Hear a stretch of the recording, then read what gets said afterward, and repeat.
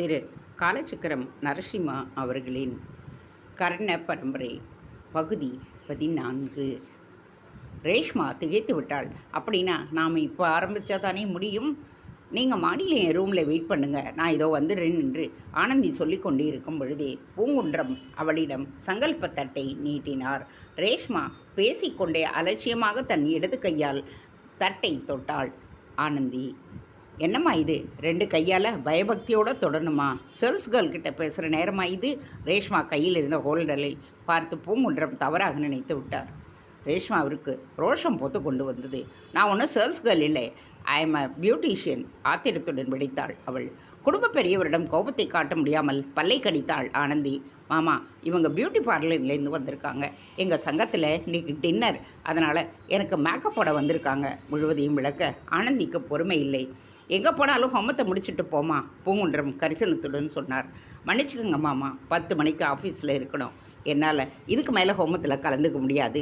Facial செஞ்சுட்டு அரை மணி நேரம் முகத்தை ஊற போடணும். நேரம் இல்லை மாமா என்றபடி சங்கல்பத்தட்டை மீண்டும் தொட்டுவிட்டு லெட்ஸ் கோ என்று ரேஷ்மா பின்தொடர மாடிப்படிகளை நோக்கி நகர்ந்தாள். பூங்குன்றம் திகைப்புடன் அவள் போவதையே பார்த்தார். என்ன பெண் இவள், வீட்டில் தலை போய்கொண்டிருக்கிறது. இவள் என்னவென்றால் மேக்கப் போட்டுக்கொள்ள ஆளாய் பறைக்கின்றாளே. யோசனையுடன் ஆனந்தியை பின்தொடரும் ரேஷ்மாவை பார்த்தார். ஹோமம் தொடர்ந்து நடைபெற்று கொண்டே இருந்தது. மாடியில் ஆனந்தியின் முகத்தை பிரஷால் தேய்த்து அவளது ராசியில் மீது படர்ந்திருந்த கருமையை அகற்ற படாத பாடுக்கப்பட்டு கொண்டிருந்தாள் ரேஷ்மா. கீழே தங்கள் கையில் அகப்பையால் நெய்யை எடுத்து அக்னியில் வார்த்து கொண்டிருந்தனர் சிவாச்சாரியார். மேலே ரேஷ்மா ஃபேஷியல் ப்ளீச்சை எடுத்து ஆனந்தியின் முகத்தில் அப்பிக்கொண்டிருந்தாள். கீழே பூங்குன்றம் அகில் மற்றும் சந்தனக்கட்டைகளை சிவாச்சாரியார்களிடம் கொடுக்க அவர்கள் அதை அக்னியில் போட்டு கொண்டிருந்தனர். மேலே ஆனந்தியின் முகத்தை ப்ளீச் கலவினால் பூசி முடித்தாள் ரேஷ்மா. மேடம், 10 மினிட்ஸ் அப்படியே ஊற விட்டு இருங்கள் என்றவள் பையில் இருந்து ஒரு வெள்ளரி துண்டத்தை எடுத்து அதை 2 வட்டங்களாக வெட்டி ஆனந்தியின் கண்களின் மீது வைத்தாள். மேடம், நீங்கள் இப்படியே இருங்க, நான் 2 ஃபோன் கால் செய்ய வேண்டியிருக்கு. தோட்டத்துக்கு போய் ஃபோன் பேசிட்டு 10 மினிட்ஸில் வந்துடுறேன் என்றாள் ரேஷ்மா. கண்களை மூடி நாற்காயில் சரிந்திருந்த ஆனந்தி என்று குரல் கொடுக்க ரேஷ்மா மெல்லியதொரு மசிலின் துணியால் அவளது முகத்தை மூடிவிட்டு தன் செல்போனை எடுத்து படிகளில் கீழே இறங்கி தோட்டத்திற்கு சென்றாள். அந்த அறையின் ஏசி காற்றில் முகத்தில் பூசப்பட்டிருந்த ப்ளீச் இறுக ஆரம்பிக்க ஆனந்திக்கு இதமாக இருந்தது. மகளிர் சங்க தேர்தலினால் இவ்வளவு நாளாக உடம்பில் குடிக்கொண்டிருந்த அசதியும் டென்ஷனும் முகத்தின் வழியாக வெளியேறுவது போல் ஒரு உணர்வு ஆயிற்று. மேக்கப் போட்டுக்கொண்டு சங்க ஆஃபீஸுக்கு போக வேண்டியதுதான். இவள் சங்க தலைவி ஆகிவிட்டாள். வெளிநாட்டில் மட்டுமல்ல, வீட்டிலும் இவள் விஐபி தான். நாட்டுப்புறமான பெரிய அண்ணி ஜோதிலட்சுமியோ, ஸ்டேட்டஸிலும் பொது அறிவிலும் மிகவும் பின்தங்கி இருக்கும் உமா மகேஸ்வரியோ இவளுக்கு முன்பாக சரிசமமாக நிற்கக்கூட முடியாது. தான் மெத்த படித்திருந்தும் ஆணவத்தில் நுண்ணாக்க ஆங்கிலத்தில் இவளை பேசி வெறிப்பேற்றும் கடைசி மருமகள் துர்காவும் இவள் முன்னால் இனி அலட்டி கொள்ள முடியாது. சந்திரசேகர் ஓட்டலதிபர் என்ற ஹோதாவை காட்டினால் தானும் இனி ஜனநாயக மகளிர் சங்கத்தின் தலைவி என்னும் கெத்தை காட்டிவிடலாம். நாயுருவி குச்சுகளை கொண்டாங்கோ. சிவாச்சாரியார் கீழே கட்டளையிட்டு விட்டு தொடர்ந்து அகில் கட்டைகளை அக்னியில் சேர்த்து கொண்டே மந்திரங்களை உச்சரித்தார். ஐம்காரி சிருஷ்டி ரூபிண்யை ஹ்ரிம்காரி பிரதிபாலிகா சாமுண்டா சண்டகாதீச ஏங்காரிய வரதாயினி விச்சே நோபயதா நித்யம் நமஸ்தே மந்திர ரூபினி. குடும்பத்தோர் எல்லோரும் சேர்ந்து நான் சொன்ன மந்திரத்தை என் கூடவே சொல்லுங்கோ என்று சிவாச்சாரியார் மீண்டும் மீண்டும் அந்த மந்திரத்தை கூறிக்கொண்டிருந்தார். மாடியில் இருந்த ஆனந்தியின் காதில் அந்த மந்திர உச்சாடனங்கள் விழவில்லை. அவளுடைய ஏசி அறையின் மறு கதவு வெறுமனே மூடப்பட்டு இருந்தது. அவள் முகத்தை மறைத்திருந்த மஸ்லின் துணியை தாண்டி அந்த ஏசியின் ஈரக்காற்று முகத்தை தாக்க கண்மூடி கிடந்த ஆனந்தி ஒருவித கிறக்கத்தில் இருந்தாள். அப்பொழுது அவளது அறையின் கதவு மெதுவாக திறக்கப்பட்டது. அதை உணரும் நிலையில் அவள் இருக்கவில்லை. ஒரு உருவம் உள்ளே நுழைந்தது. தனக்கு பின்னால் கதவை எச்சரிக்கையுடன் சாத்திய அந்த உருவம் மெதுவாக ஆனந்தியை நோக்கி நடந்தது. வெள்ளை மஸ்லின் துணியில் முகத்தை மூடியிருந்த ஆனந்தியை நக்கலாகவும் வன்மத்துடனும் பார்த்தது. ஏற்கனவே வெள்ளை துணியில் முகத்தை மூடிக்கிட்டாச்சா, அவ்வளவு அவசரமாக கண்ணை மூட? தனக்குள்ளேயே சிரித்து கொண்டது அந்த உருவம். ஹோமம் பண்ணிட்டா எல்லாம் சரியாகிடுமா, நான் உங்களை விட்டுடுவேனா? அந்த உருவம் கையில் இருந்த அந்த சிறிய டப்பாவை திறந்தது. ஆனந்தி ஏறக்குறைய உறங்க ஆரம்பித்திருந்தாள். திடீரென்று அந்த உணர்வு. தன் முகத்தில் இருந்த மஸ்லின் துணி விலக்கப்பட்டு வலக்காதில் குறுகுருவென்று ஒரு உணர்வு. திடீரென்று காது அடைத்து கொண்டு வெளி உலகத்தின் ஒலி காதில் விழாதது போல இருந்தது. யாரு? ரேஷ்மாதானே? வெள்ளரி துண்டுகள் விழுந்துவிடப் போகிறதே என்கின்ற பயத்தில் கண்களை திறக்காமலேயே கேள்விகளை எழுப்பினாள் ஆனந்தி. பதில் இல்லை. ஆனால் மீண்டும் மஸ்லின் துணியை முகத்தின் மீது போர்த்திவிட்டு யாரோ அவளை விட்டு அகல்வது போல் ஒரு உணர்வு. யாரு? ஆனந்தியின் குரலில் குழப்பம் தொனித்தது. உள்ளே நுழைந்திருந்த உருவம் வெளியேறிய சற்று நேரத்திற்கெல்லாம் ரேஷ்மா உள்ளே வந்தாள். ரெடியா மேடம்? மேக்கப் ஆரம்பிச்சிடலாமா? ரேஷ்மா, நீங்கள் கொஞ்ச நேரம் முன்னாடி உள்ளே வந்தீங்களா?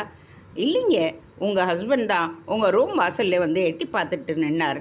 கீழே நமஸ்காரம் செய்ய கூப்பிட்றாங்கன்னு சொன்னார். ரேஷ்மா சொன்னாள்.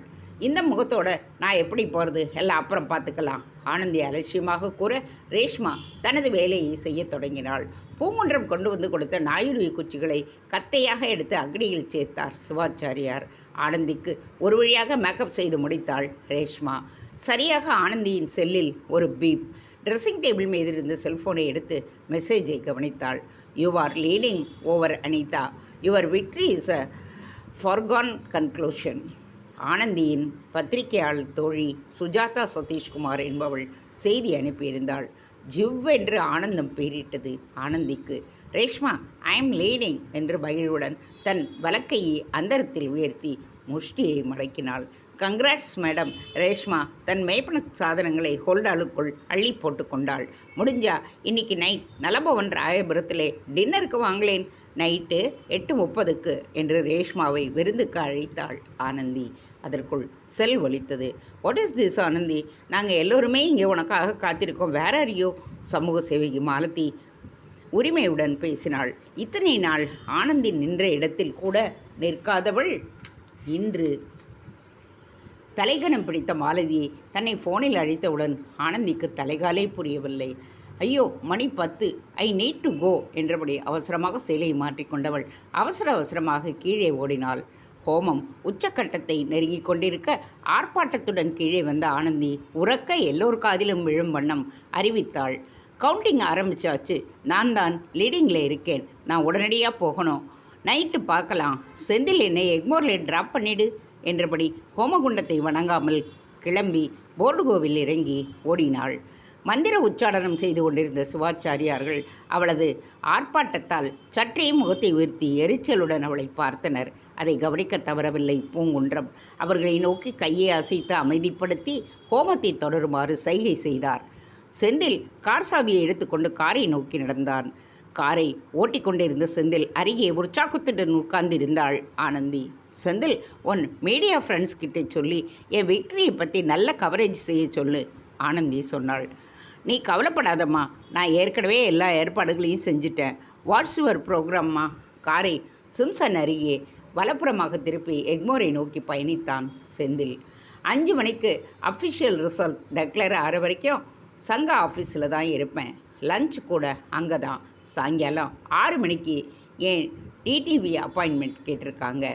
ஒரு ஃபைட் எடுக்கணுமா? 7 மணிக்கு நலபவனுக்கு கிளம்பிடுவேன், ஆனந்தி சொன்னாள். ஐயோ, போகிற போக்க பார்த்தா இனிமே உன்னை பார்க்கவே முடியாது போல இருக்கே, செந்தில் சொன்னான். ஆமாம் செந்தில், இனிமே டெல்லி மும்பைன்னு நான் பறந்துக்கிட்டே இருப்பேன். எப்போவாவது ஒரு நாள் நம்ம சிஎம் கிட்டே அப்பாயின்மெண்ட் வாங்கணும், ஆனந்தி கண்களில் கனவுடன் சொன்னாள். ஜனநாயக மாதர் சங்க கட்டிட வாசலில் காரை நிறுத்த ஆனந்தி இறங்கி செந்திலை நோக்கி கையாட்டினாள். சீயு செல்லம், டேக் கேர் என்றபடியே பரபரப்புடன் உள்ளே நுழைய அவள் நுழைவதைக் கண்டு வெளியே இருந்த பெண்கள் அவளை ஹோ என்கின்ற கூச்சலுடன் வரவேற்றனர். புன்னகையுடன் காரை ஸ்டார்ட் செய்தான் செந்தில். ஆனந்தி வேதாச்சலம் ஜனநாயக மகளிர் சங்கத்தின் தலைவியாக தேர்ந்தெடுக்கப்பட்டு விட்டாள். தன்னை எதிர்த்து போட்டியிட்ட அனிதாவை 3000 வாக்குகள் வித்தியாசத்தில் ஜெயித்திருந்தாள். ஆனந்தியின் மகிழ்ச்சியின் உச்சக்கட்டத்தில் இருந்தாள். டின்னருக்கு முன் நலபவன் பார்ட்டி ஹாலில் உட்கார்ந்து சங்க உறுப்பினர்கள் ஒவ்வொருவராக ஆனந்தியை பாராட்டி கொண்டு இருந்தனர். மணி 8:30. கடைசியாக ஆனந்தி பாராட்டுகளை ஏற்று நன்றி கூறிவிட்டு தன் வருங்கால திட்டங்களை பற்றி பேச வேண்டும் ஆயிற்று. எல்லோரும் ஆனந்தியை பாராட்டி இமயத்தின் உச்சியில் ஏற்றி அமர வைத்து விட்டனர். ஏனே அவள்தான் அவர்களுக்கு நன்றியை தெரிவிக்க வேண்டும். நிகழ்ச்சியை தொகுத்து அளித்து கொண்டிருந்த ஷண்பகா மைக்கை பிடித்தாள். சங்க உறுப்பினர்களே, புதிதாக தேர்ந்தெடுக்கப்பட்டிருக்கும் நமது சங்கத்தின் அகில இந்திய தலைவி திருமதி ஆனந்தி வேதாச்சலம் அவர்கள் இப்பொழுது உரையாற்றுவார். ஓவர் டு மிஸ்ஸஸ் ஆனந்தி என்று அறிவித்ததும் கரகோஷம் அந்த ஹோட்டலையே அதிர வைத்தது. விழா நிறைவை நோக்கி நகர்ந்து கொண்டிருப்பதை உணர்ந்த பேரர்கள் தயாராக வரிசையாக வைக்கப்பட்டிருந்த பஃபே ஐட்டங்களின் பின்பாக வந்து நின்று கொண்டனர். நலபவன் உரிமையாளரின் குடும்ப நிகழ்ச்சி என்பதால் சூப்பர்வைசர்கள் எச்சரிக்கை உணர்வுடன் டின்னர் ஏற்பாடுகளை ஒழுங்காக உள்ளனவா என்று பரிசோதித்த வண்ணமே இருந்தனர். சங்கத்தின் அகில இந்திய கமிட்டி உறுப்பினர் சரோஜா ஸ்ரீசைலம் கையில் சந்திரமாலை ஒன்றுடன் ஆனந்தியை நெருங்கினாள்.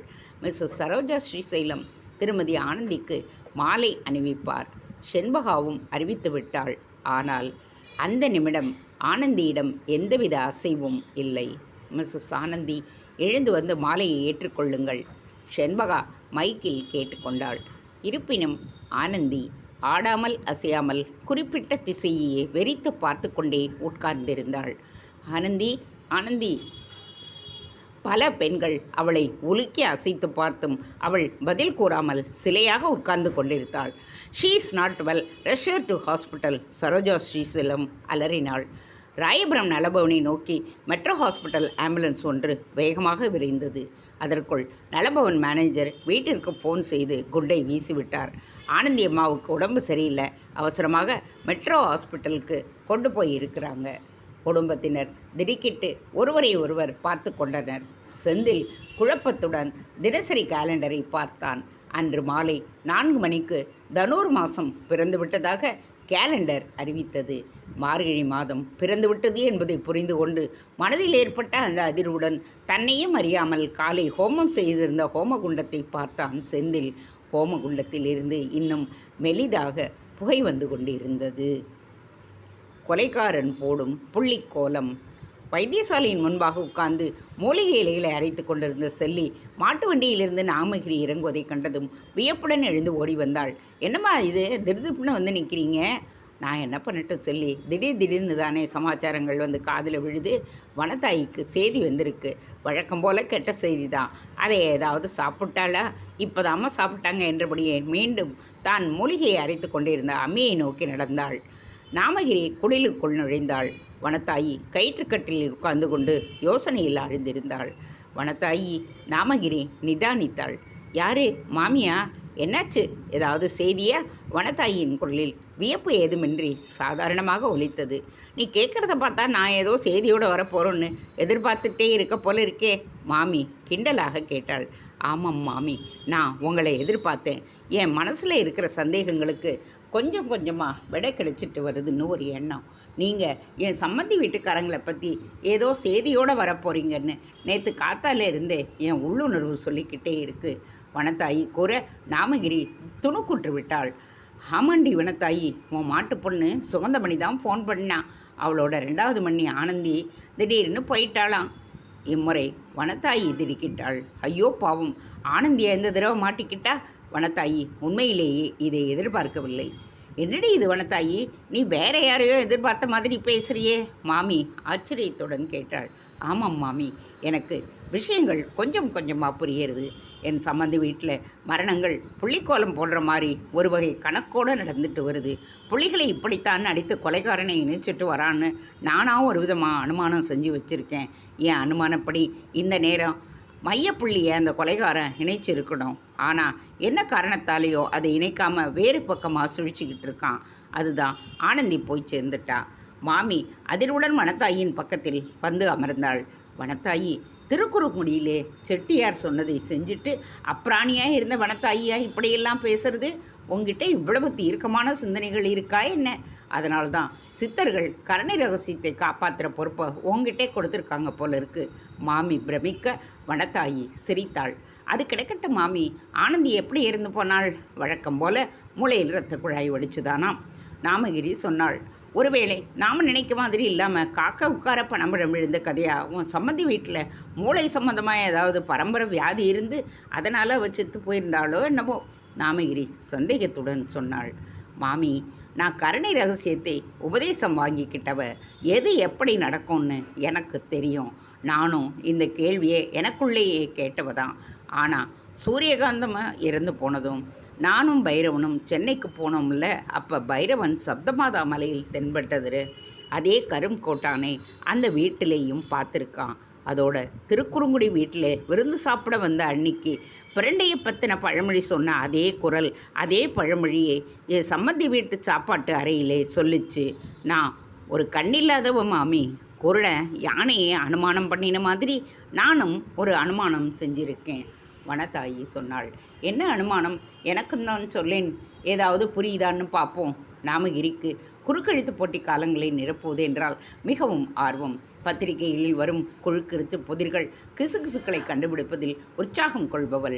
வனத்தாயின் புதிரான பேச்சு அதே உற்சாகத்தை அவளுக்கு கொடுத்தது. மாமி, முதலா துளசி ஐயா கரணை ரகசியத்தை என் கணவருக்கு உபதேசிக்க போகிறதா அறிவிச்சாரில்ல, அங்கே துவங்குது கதை. வனத்தாவி சொன்னாள். அது சரி, தென்னை மரத்தில் தேள் கொட்டினா பனை மரத்தில் ஏன் நெறி கட்டுறது? கரணை ரகசியத்துக்கும் உன் சம்மந்தி வீட்டுக்கும் மரணங்களுக்கும் என்ன தொடர்பு? தொடர்பு நிறைய இருக்கு மாமி. என் சம்மந்தி வீட்டு ஐயா சந்திரசேகர் இருக்காரே, அவர் சூரியகாந்தா அம்மாவை கல்யாணம் கட்டுறதுக்கு முன்னாடி ருஷேந்திரிங்கிற 9 வயசு பெண்ணை கட்டி இருக்காரு. அந்த பொண்ணும் கிணத்துல விழுந்து செத்துட்டதா சொல்கிறாங்க. சந்திரசேகரோட அம்மா மதுரம் தான் அவளை கிணத்துக்குள்ளே தள்ளி கொன்னுட்டதா ருஷேந்திரி அம்மா சொன்னாங்க. நான் அந்த வீட்டில் தான் அந்த கிழவியோட பேசினேன். அவளும் பஸ்ஸில் மாட்டிக்கிட்டு இறந்து போயிட்டா. எனக்கு என்னமோ அந்த ரிஷேந்திரியோட கொலைக்கு குடும்பத்தோட தொடர்புடையவங்க யாரோ பழி வாங்க நினைக்கிறாங்க. அவன் ஒரு நாட்டு வைத்தியனாக இருக்கணும். அவனுக்கு கரணை ரகசியம்னா ஒன்று ஓரான் வழியாக உபதேசம் ஆகிட்டு வர்றதும் தெரிஞ்சிருக்கணும். அது ஆபத்தான விஷயம்னு அவன் தெரிஞ்சிட்டு இருப்பான். இந்த சமயத்தில் தான் என் புருஷன் நம்பிராஜனுக்கு லெட்டர் போட்டு தனக்கு துளசி ஐயா கரணை ரகசியத்தை உபதேசம் செய்ய போகிறத பற்றி சொல்லி அவனை சப்தமாதா மலைக்கு வரும்படி சொல்லியிருக்காரு. சுகந்தாவும் நம்பிராஜனும் தங்களால் வர முடியலன்னு சொல்லிட்டாலும் இந்த மாதிரி என் கணவர் உபதேசம் பெற போகிறாருன்னு பேசிக்கிட்டு இருந்திருப்பாங்க. அதை கேள்விப்பட்டு கொலைகாரன் இலுப்பைப்பூ வைத்தியரோட எங்கள் திருக்குறுங்குடி வீட்டுக்கு வந்து என் புருஷனோட கழுத்தில் ரெக்கார்டை மாட்டி இருக்கான். அப்போ விருந்து உண்ணும்போது புரண்டை பற்றி பழமொழியை சொல்லியிருக்கான். நாம் இலுப்பைப்பூ பாண்டுரங்கன் 2 பேரையும் பார்த்து அவனை பற்றி விசாரிக்க போகிறோம்னு அவங்கள தீர்த்து கட்டியிருக்கான். இப்போ வரிசையாக கரணி ரகசியத்தை துஷ்பிரயோகம் பண்ணி என் சம்மந்தி வீட்டுக்காரங்களை கொன்னுக்கிட்டு வரான். அவன் என் பிள்ளை சுகந்தமணி இவர்கள் மேலே கையை வைக்கிறதுக்குள்ளே நான் அவனை கண்டுபிடிச்சாகணும். வனத்தாயின் குரலில் கவலை தொனித்தது. பேசாமல் போலீஸ்காரங்கிட்டே போகிறது புத்திசாலித்தனம் தானே வனதாயி? அவ்வளவு சுலபமாக கொலைகாரனை நம்ம கண்டுபிடிச்சிடுவாளே அவா? நாமகிரி கூறினாள். மாமி அந்த கவலையிலும் வனத்தாயி மாமியின் வெகுளித்தனத்தை எண்ணி சிரித்தாள். என்னன்னு சொல்லி போலீஸ்காரர்கிட்ட புகார் கொடுக்க முடியும்? கத்தியால் குத்தி கொலைகள் நடக்குதா, இல்லை விஷத்தை கொடுத்து கொலைகள் நடக்குதா அப்படின்னா அவங்க கேட்பாங்க. கொலைன்னு எதை வச்சு போலீஸுக்கு வந்தீங்க அப்படின்னும் கேட்பாங்க. அப்புறம் நான் அபூர்வ கரணை ரகசியத்தை அவங்களுக்கு உபதேசம் செய்ய வேண்டியிருக்கும். அப்புறம் என்ன பைத்தியம்னு அவங்க முடிவு கட்டிடுவாங்க. வனத்தாயி சொன்னாள். வாஸ்தவம்தான் மாமி ஒப்புக்கொண்டாள். மாமி, எனக்கு தெரிஞ்ச ஒரே வழி, நான் சென்னைக்கு போய் எப்படியாவது அந்த ஆளை கண்டுபிடிச்சி அவனோட கொலைகளை தடுத்து நிறுத்தணும். அவங்க வீட்டில் 2 பேர் சந்தேகப்படும்படியாக நடந்துக்கிட்டு இருக்காங்க. ஒன்று பெரிய மாப்பிள்ளை அனந்தகிருஷ்ணன், 2வது ஆள் பஞ்சாட்சரம்னு சந்திரசேகரோட அண்ணன். ஆனால் தனபாக்கியத்தம்மா கணத்தில் இருந்து ஒரு முகம் எட்டி பார்த்ததா சொன்னாங்களே. ஆக காத்து கருப்பு சமாச்சாரம் கூட இதெல்லாம் இருக்கான்னு தெரியலையே. சென்னைக்கு இந்த தடவை போனால் எப்படியும் நான் அவனை கண்டுபிடிச்சிடுவேன். வனத்தாயின் குரலில் தீவிரம் தெரிந்தது. சென்னைக்கு போ, நான் வேணாங்கலை. ஆனால் உனக்கு பைரவனோட துணை மட்டும் போதாது. அந்த வீனஸ் டிவிக்காரா வந்தாலே அவளோட உபகாரத்தையும் வாங்கிக்கோ. அவள் இந்த தலைமுறையை சேர்ந்தவா, எதுக்கும் பயப்படாம விஷயங்களை விசாரிப்பா. மாமி சொல்ல வனத்தாயி தலையை அசைத்து அவள் கூறுவதை ஆமோதித்தாள். இரத்த நாளம் போடும் தாளம். செந்தில் நிலைகுலைந்து போயிருந்தான். வீட்டில் சண்டிகோமம் நடந்தும் எல்லா பிரச்சனைகளும் தீர்ந்து போய்விடும் என்று குடும்பத்தாரைப் போலவே அவனும் நினைத்திருந்தான். ஆனால் அவனுடைய அம்மா ஆனந்தியே இறந்து போவாளே என்பது அவன் எதிர்பாராத ஒன்று. ஆஸ்பத்திரியில் இருந்த அந்த 2 நாட்களில் அவள் அனுபவித்த நரக வேதனை அப்பப்பா. சரோஜினியும் டாக்டர்களும் முடியை பிய்த்து கொண்டதுதான் மிச்சம். ஸ்கேன் எடுத்து பார்த்ததில் இரத்தம் பிசுபிசுத்து மூளையில் பரவிக்கொண்டு இருந்தது மட்டுமே தெரிந்தது. I think haemorrhage is in your family history. Blood cell வெடித்து டிஷ்யூவில் பரவி அந்த டிஷ்யூஸை மரணமடைய வைத்துக்குது. நீயே பாரு சரோஜினி, இந்த பிளட் டிஷ்யூஸ் எல்லாம் சுவலனாகி இருக்கு. சர்ஜன் பிரேமானந்த் கூற அதை ஜீரணிக்க முடியாமல் சரோஜினி திணறினாள். இரத்த நாளங்கள் வெடிப்பது என்பது இவளுடைய குடும்ப வியாதி என்று ஒரே வரியில் அவளால் ஒப்புக்கொள்ள முடியவில்லை. தனபாக்கியமத்தையின் மரணம்தானே எல்லா மரணங்களுக்கும் முதல் சுழி போட்டது. அத்தை தனது 75வது வயதில்தானே இறந்தாள். அன்று மாலை சரோஜினி டாக்டர் பிரேமானந்த் கூறியதை தன் குடும்பத்தாரிடம் கூறிய போது யாருமே அதை ஒப்புக்கொள்ளவில்லை. ரெடிகுலஸ் சரோஜினி, உங்கள் டாக்டர் சொல்கிறது போல இருக்க முடியாது. அப்படி இரத்த நாளங்கள் வெடிக்கிறது நம்ம குடும்ப வியாதின்னே வச்சுக்கிட்டாலும் அதேப்படி டைம் டேபிள் போட்டுக்கிட்டு ஆவணியா இப்போசி மார்கழின்னு 2 மாதத்துக்கு ஒரு தடவை நம்ம இரத்த நாளங்கள் வெடிக்குமா என்ன? என்னால் இதை ஏற்றுக்க முடியாது. 2 நாள் தாடி முகத்தில் வேதனையுடன் சேர்ந்து பரவி இருக்க உக்கிரத்துடன் பேசினான் செந்தில். சுகந்தமணி அவனை சமாதானப்படுத்தினாள். செந்தில், சரோஜினி, ஒரு டாக்டராக அப்படித்தான் பேசணும். உன் தாத்தா சந்திரசேகரோ நான் பண்ணின பாவனோ தான் குடும்பத்தை வாட்டுதுன்னு அழறார். எல்லோருமே குழம்பி போயிருக்கோம். தனபாக்கியம் அத்தை போயிட்டது விபத்து. ஏன் அம்மா போய் சேர்ந்தது தற்செயல்னு தான் நினச்சிக்கிட்டு இருந்தேன். இப்போ அண்ணி ஆனந்தி போயிட்டதை பார்த்ததுக்கப்புறம்தான் இதில் ஏதோ விஷயம் இருக்கான்னு கேட்க தோணுது. அதுவும் குடும்ப நன்மைக்காக சண்டி ஹோமத்தை செஞ்ச பிறகும் சாவு விழுந்துச்சுன்னா சம்திங் சீரியஸ். நாம் எல்லோரும் சேர்ந்து இதுக்கான ரூட் காஸை கண்டுபிடிச்சு அதை களையணும். இனிமே என்ன செய்யலான்னு யோசிங்க, சுகந்தா சொன்னாள். பேசாமல் போலீஸ்கிட்ட போயிட வேண்டியது தான், வெங்கடாஜலம் சொன்னான். போலீஸ்கிட்ட என்னென்னு சொல்கிறது? தனபாக்கியம் அத்தை கிணத்துல ஏதோ பேயை பார்த்தாங்க, அப்புறம் வீட்டில் 3 சாவு நிகழ்ந்துடுச்சு. இது ஏதோ பேய் செய்கிற வேலை தான். அப்போவே நாம் அத்தை சொல்லுதை நம்பி இருக்கணும் அப்படின்னு ஜோதிலட்சுமி சொன்னாள். எனக்கு ஒரு யோசனை தோணுது. நாம் ஏன் ஒரு ப்ரைவேட் டிடெக்டிவை நாடக்கூடாது? நம்ம பிரச்சனைகளை சொல்லி அவரை விசாரிக்க வைப்போம், கடிகாச்சலம் சொன்னான். முதல் தடவையாக பெரிய மாப்பிள்ளை அனந்தகிருஷ்ணன் பேசினார். பிரைவேட் டிடெக்டிவ் எல்லாம் அவசியமில்லை. நமக்குள்ளேயே ஒருவருக்கொருவர் சந்தேகத்தை கிளப்பி காசை வாங்கிக்கிட்டு இருப்பான். காசை தண்டம் செய்யாதீங்க, விஷயத்தை என்கிட்ட விடுங்க, நான் பார்த்துக்கிறேன் அனந்தகிருஷ்ணன் கூற அனைவருமே அவரை வியப்புடன் பார்த்தனர். பொதுவாக வீட்டு விவகாரங்களில் பட்டுப்படாமல் தனக்கு எந்தவித சம்மந்தமும் இல்லாத மாதிரியே இருக்கும் அவர் தானாக முன்வந்து இந்த விஷயத்தில் பொறுப்பு ஏற்பது குடும்பத்தினர் பிரமிப்பை ஏற்படுத்தியது. நாகமணி தன் கணவனை பெருமையுடன் பார்த்தாள். சரியாக தோட்டத்தில் விளையாடி கொண்டிருந்த பார்கவி உள்ளே ஓடி வந்தாள். செந்தில் அண்ணா, உங்கள் ஆஃபீஸ்லேருந்து நிறைய அக்கா அண்ணா எல்லோரும் வந்திருக்காங்க என்றாள். செந்தில் அவசர அவசரமாக போர்டிகோவுக்கு சென்றான். சூரியன் மறைந்து இருள் மெருவாக தோட்டத்தில் பரவிக்கொண்டிருக்க அவன் எதிர்பாராதபடி சாத்விக்கே அவனை காண வந்திருந்தான். உடன் சுமனா, திலக், மினி தாமஸ், அதிரூபா மற்றும் மனிஷா வந்திருந்தனர். என்னாச்சு? சாத்விக் தன் கைகளை விரித்தபடியே வந்து செந்திலை அணைத்து கொண்டான். ஐ எம் சாரி செந்தில், உங்கள் அம்மாவோட டெத் நியூஸ் ஜோல்டடஸ் என்றான் சாத்விக். Haemorrhage again. செந்தில் கையை விரித்தபடியே சுமனாவை பார்த்தான். அந்த பஸ் ஸ்டாண்டு கிழவியின் சாபம் தொடர்கின்றது, விரக்தியுடன் கூறிய செந்தில் தன் கண்களில் தம்பிய நீரை அவர்கள் காணாத வண்ணம் மறைத்து கொண்டு தலையை இரு பக்கமாக வேகமாக அசைத்து அருகில் இந்த தூணில் 2 கைகளையும் பதித்து தன் முகத்தை புஜங்களின் நடுவே புதைத்து கொண்டான். சுமனா முன்னேறி வந்து அவன் தோளில் தன் கையை வைத்தாள். செந்தில், டோன்ட் ஃபீல் பேட், ஆறுதல் கூற முயன்றாள் அவள். ஆவேசத்துடன் அவளை நோக்கி திரும்பினான் செந்தில். அவன் கண்கள் சிவப்பை பிரதிபலித்தன. எப்படி சுமனா நிம்மதியாக இருக்க முடியும்? அந்த கிழவி சொன்னாப்புல, ஆவணியிலே அத்தை, ஐப்பசியிலே பாட்டி, மார்கழியிலே என் அம்மா, இன்னும் மாசி பங்குனி பாக்கி இருக்கே. செந்திலின் குரல் உடைந்தது. செந்தில், நம்மால் இதை ஜெயிக்க முடியும். நாம் media persons, we should get to a bottom of this. முதல் தடவையாக உன் அத்தையோட மரணம் நடந்தப்போ அது ஒரு விபத்துன்னு தான் நினச்சோம். அப்புறம் உங்கள் பாட்டியோட மரணம் ஒரு கோஇன்சிடென்ஸ். இப்போ உங்கள் அம்மாவோட மரணம் ஒரு விஷயத்தை தெளிவாக்கி இருக்கு. Somebody is playing mischief somewhere. எங்கேயோ யாரோ கெடுதல் செய்கிறாங்க, அது மட்டும் நிச்சயம், சுமனா சொன்னாள். செந்தில் பதில் கூறவில்லை. தன் அலுவலக நண்பர்களை போர்டிகோவில் நிற்க வைத்தே பேசுகின்றோம் என்பது அவனுக்கு உறுத்தி இருக்க வேண்டும். உள்ள வாங்க என்று மெதுவான குரலில் சொன்னான். சாத்விக் மீண்டும் அவன் தோளில் உரிமையுடன் கை போட்டான். தட்ஸ் ஓகே செந்தில், நாங்கள் உங்ககிட்ட பேசணுன்னு தான் வந்தோம். This place suits us. கிளம்புறச்சு உங்கள் வீட்டு பெரியவங்களை பார்த்துட்டு போகிறோம் என்றவன் தோட்டத்து சிமெண்ட் பெஞ்சுகளை சுட்டி காட்டினான். நாம் அங்கே உட்காந்து பேசுவோம் என்றபடியே சாத்விக் முன்னால் நடக்க மற்றவர்கள் அவனை பின்தொடர்ந்தனர். திலக் அரண்மனை போன்ற பெரிய வீட்டை வெறித்து நோக்கினான். துக்கப்பட்ட வீடு என்பதால் அநேக விளக்குகள் பொருத்தப்படாமல் அங்கொன்றும் இங்கொன்றுமாக விளக்குகள் எரிந்து கொண்டிருந்தன. வீடு பெரியது, அதைவிட அது எதிர்நோக்கி இருக்கும் பிரச்சனை மிக பெரிதாக உள்ளதே. திலக் மனசிற்குள் நினைத்தான். சாத்விக் தான் பேச்சை துவக்கினான்.